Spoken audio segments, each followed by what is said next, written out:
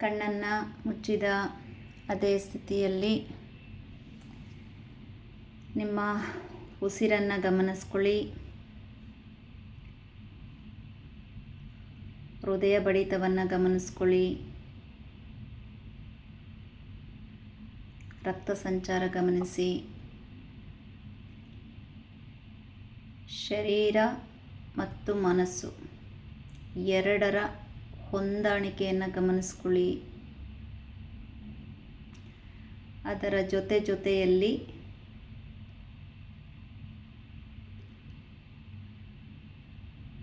ನೀವು ಮಾಡ್ತಾ ಇರುವಂತಹ ಸೇವೆ, ಯಾವ ರೀತಿಯ ಶಪಥವನ್ನು ನೀವು ಮಾಡಬೇಕು ಅಂದ್ಕೊಂಡಿದ್ದೀರಿ, ನಿಮ್ಮ ಸಂಸಾರದಲ್ಲಿರುವ ನಿಮ್ಮ ಹೊಣೆಗಾರಿಕೆ, ಸಮಾಜದಲ್ಲಿರುವಂತಹ ನಿಮ್ಮ ಹೊಣೆಗಾರಿಕೆ,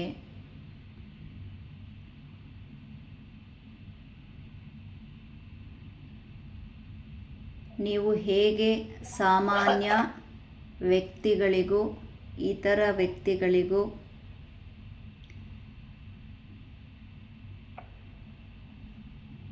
ವಿಭಿನ್ನರಾಗಿದ್ದೀರಿ.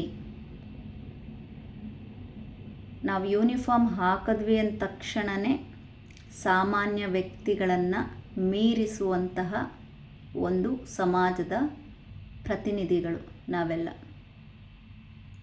ನಮ್ಮ ಒಂದೊಂದು ಸಣ್ಣ ಸಣ್ಣ ಮಾತುಗಳು, ಒಂದೊಂದು ನಡೆ ಮತ್ತು ನುಡಿ ಅಂತ ಹೇಳ್ತೀವಿ ಮಾತುಗಳನ್ನು ಅಲ್ವಾ.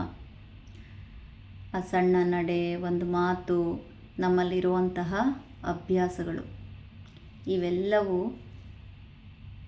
ಸಮಾಜದ ಮೇಲೆ ಬಹಳ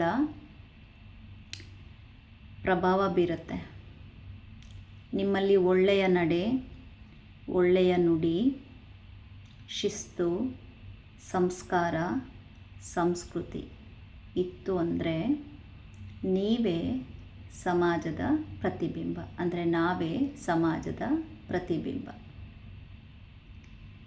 ಲಾಸ್ಟ್ ಕ್ಲಾಸ್ನಲ್ಲಿ ಹೇಳ್ತಾ ಇದ್ದೆ, ಪೊಲೀಸ್ನವರು ಅಂತ ಹೇಳಿದ್ರೆ ಭಯ ಅಲ್ಲ, ಭರವಸೆಯನ್ನು ಹುಟ್ಟಿಸ್ಬೇಕು. ನಿಮ್ಮ ಗ್ರೂಪಲ್ಲೂ ಡಿಸ್ಕಷನ್ ಮಾಡಿದ್ರಿ. ಅಲ್ಲಿ ದುಷ್ಟರು ಅನ್ನೋ ಪದ ಕೂಡ ಬಂದಿತ್ತು. ದುಷ್ಟ ಅನ್ನೋದು ಯಾವಾಗಲೂ ನೆಗೆಟಿವ್. ಆ ನೆಗೆಟಿವ್ ಅನ್ನೋದು ನಮ್ಮ ಹತ್ರ ಸುಳಿಯೋದೇ ಬೇಡ. ಹಾಗಾಗಿ ಆ ದುಷ್ಟತೆ ಬಗ್ಗೆ, ದುಷ್ಟರ ಬಗ್ಗೆ ಯೋಚನೆಯೇ ಇಲ್ಲ. ಪ್ರತಿಯೊಬ್ಬರೂ ಒಳ್ಳೆ ವ್ಯಕ್ತಿಗಳಾಗಿ ಮಾರ್ಪಾಡಾಗ್ತಾ ಇರುವಂತಹ ಈ ಸತ್ಯಯುಗದಲ್ಲಿ ದುಷ್ಟರ ಬಗ್ಗೆ ಯಾಕೆ ಯೋಚನೆ ಮಾಡಬೇಕು ಅಲ್ವಾ. ಯಾರಿಗೆ ನಾವು ಭಯ ಹುಟ್ಟಿಸ್ಬೇಕು, ಯಾವ ರೀತಿ ಭಯ ಹುಟ್ಟಿಸ್ಬೇಕು? ದುಷ್ಟರಿಗೆ ಭಯ ನಮ್ಮಲ್ಲಿರುವ ಶಿಸ್ತು, ನಮ್ಮಲ್ಲಿರುವ ನೀಯತ್ತು. ಓಕೆ, ಇವೆಲ್ಲ ಹಾಗಾಗಿ ಬಹಳ ಗಂಭೀರ ವ್ಯಕ್ತಿತ್ವದ ವ್ಯಕ್ತಿಗಳು ನಮ್ಮ ಪೊಲೀಸ್ನವರಾಗಿರಬೇಕು ಯಾವಾಗಲೂ. ಸೊ ಆ ಗಾಂಭೀರ್ಯತೆ ನಿಮಗೆ ಈಗಾಗಲೇ ಬರ್ತಾ ಇದೆ. ಈಗಾಗಲೇ ನಿಮಗೆ ಗೊತ್ತಾಗಿದೆ, ನಮ್ಮ ಯೋಗ ತರಗತಿಗಳು ಬರೀ ದೇಹಕ್ಕೆ ಮಾತ್ರ ಸಂಬಂಧಪಟ್ಟಿದ್ದಲ್ಲ, ದೇಹದ ಫಿಟ್ನೆಸ್ಗೆ ಮಾತ್ರ ಅಲ್ಲ, ಅಥವಾ ಮನಸ್ಸಿಗೂ ಮಾತ್ರ ಅಲ್ಲ.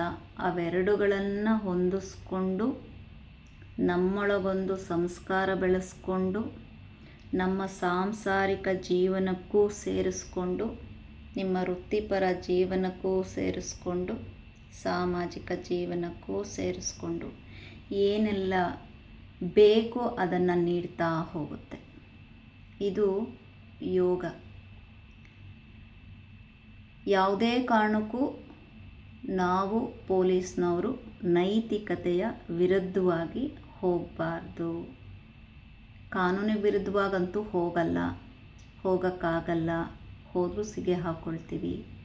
ಕಾನೂನನ್ನು ಮೀರಿ ನಮ್ಮಲ್ಲೊಂದು ನೈತಿಕತೆ ಇರಬೇಕು, ನಮ್ಮದೇ ಆದಂಥ ಒಂದು ನೈತಿಕತೆ ಇರಬೇಕು.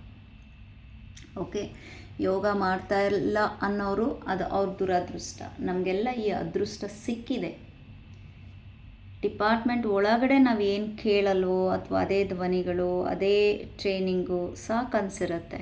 ಎಲ್ಲೋ ಒಂದು ಕಡೆ ವಿಶೇಷವಾಗಿ ನಮಗೇನಾದರೂ ಒಂದು ಸಿಗ್ತಾ ಇದೆ ಅಂದಾಗ ಅದನ್ನು ಸ್ವೀಕಾರ ಮಾಡೋಣ. ಓಕೆ, ಅದು ಯಾವತ್ತೂ ನಮ್ಮ ಶ್ರಮಕ್ಕೆ ಒಂದು ಶೋಭೆಯನ್ನು ತಂದುಕೊಡುತ್ತೆ. ಓಕೆ ಅನ್ನೋದು ನನ್ನ ಭಾವನೆ. ಎಲ್ಲರಿಗೂ ಶುಭವಾಗಲಿ. Join the palm. ಓಂಕಾರ. Breathe in. ಓಂ ಶಾಂತಿ.